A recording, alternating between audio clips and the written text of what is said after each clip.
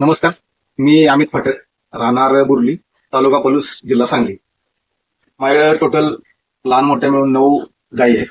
तर प्रामुख्याने आमच्याकडे चारा हा ऊस आणि नेपियर याच्यावरती डिपेंडेंट आहे. कारण शेती कमी आहे, त्यामुळं सकस चाऱ्याची अभाव आहे.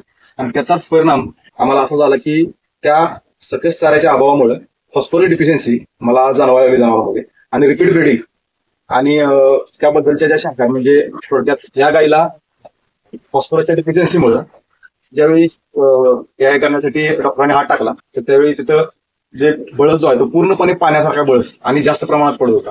त्यामुळे डॉक्टरांनी ते गाभून राहिल्याची गॅरंटी नाही असं सांगितलं. तर चाऱ्याची जो सकसपणा नाहीये, त्यामुळे हा अभाव आहे. पण यात सोल्युशन काय? तर असं असताना आम्ही MDSच्या फॉस्फो स्ट्रॉंग MV हे जे प्रोडक्ट आहे याची जाहिरात बघितली, आणि त्याच्यानंतर तो प्रोडक्ट आम्ही त्या गायला वापरून बघितला.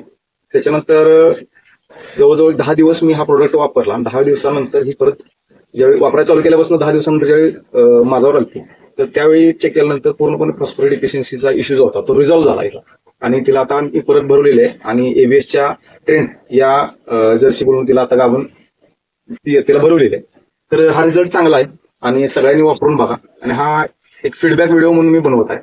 तर प्रत्येकानं आपल्या गोट्यावरती ह्या समस्येला तोडगा म्हणून हे वापरलं तर 100% रिझल्ट येतील असं मला वाटतंय. तर तुम्ही आता 100% वापरू शकता आणि स्वतः अनुभव घेऊ शकता. धन्यवाद.